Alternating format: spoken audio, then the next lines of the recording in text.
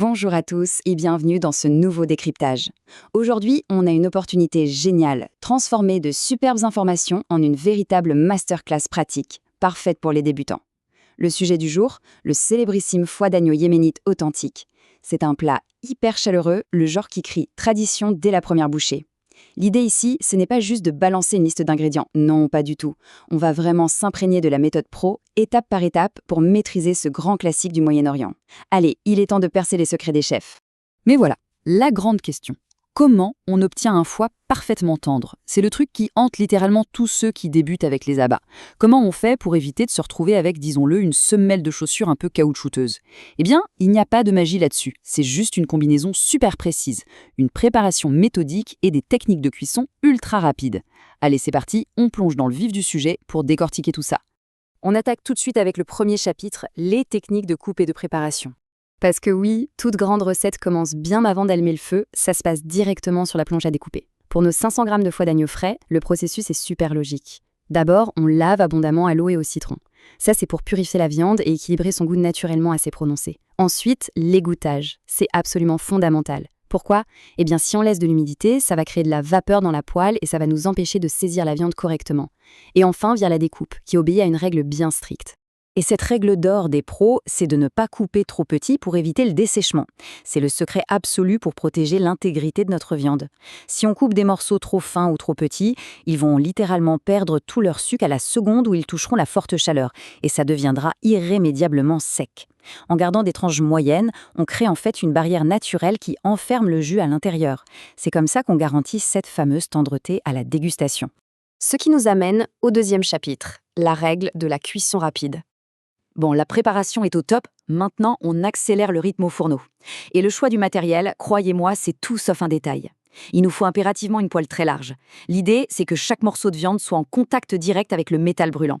Si on les entasse, ils vont juste bouillir dans leur propre jus. Et ça, on n'en veut surtout pas. Donc on prend 2 bonnes cuillères à soupe d'huile végétale ou de ghee, le fameux beurre clarifié traditionnel. On chauffe ça à blanc et boum, on a l'environnement parfait pour une vraie saisie pro et cette incroyable saveur grillée signature. Passons à la suite et regardons comment tout ça se construit, parce que la chorégraphie est littéralement millimétrée. On commence à la minute 0, on fait dorer un gros oignon émincé dans l'huile bouillante. À la minute 1, on ajoute 2 gousses d'ail finement émincées. Et là, attention, tension maximale. Là, il ne reste seul que 30 petites secondes. C'est le temps exact pour libérer ces huiles essentielles sans le cramer. L'horloge tourne à toute vitesse, et c'est à 1 minute 30 pile que le foie vient frapper le fond de la poêle. Et là, on fait une pause. Donc le point absolument crucial, c'est ce chiffre, 3 à 5. 3 à 5 minutes de cuisson au total, pas une seule seconde de plus. Le foie doit être sauté extrêmement rapidement et à feu très vif. Franchement, la pire erreur, celle qui bousille le plat des débutants, c'est la surcuisson. En respectant ce chrono inflexible de 3 à 5 minutes, on garde une texture ultra fondante et on sauve toute la richesse des nutriments. Un vrai game changer. On souffle un peu et on passe au chapitre 3. Le secret des saveurs. Ok, notre saisie est parfaite, la haute température a fait son boulot. Maintenant, on construit le profil aromatique pour les 3 dernières minutes de cuisson. On y va avec une belle tomate hachée pour l'acidité naturelle, un piment vert pour ceux qui veulent un petit coup de fouet, et puis la fameuse symphonie classique des épices. Une demi-cuillère à café de chaque, du curcuma pour cette couleur vibrante, du cumin, du poivre noir et de la coriandre séchée.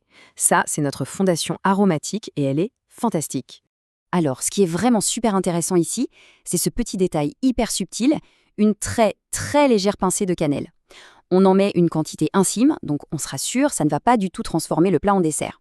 En fait, ça agit comme un exhausteur mystérieux qui booste complètement la profondeur des autres épices.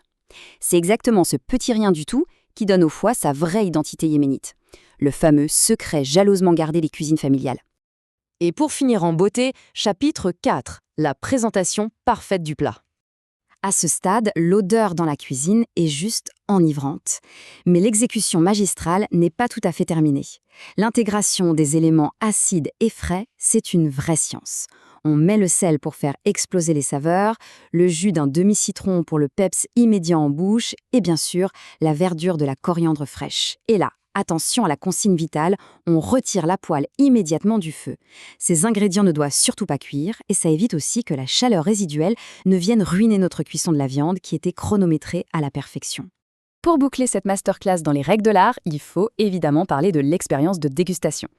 Un plat avec une telle intensité, ça demande les bons accompagnements. Traditionnellement, ça se mange bien chaud, directement ramassé avec des morceaux de pain yéménite, genre tanour ou malouge, bien croustillant dehors et moelleux dedans. Pour casser un peu la richesse du foie, on sert ça avec une sauce piquante et une salade bien croquante.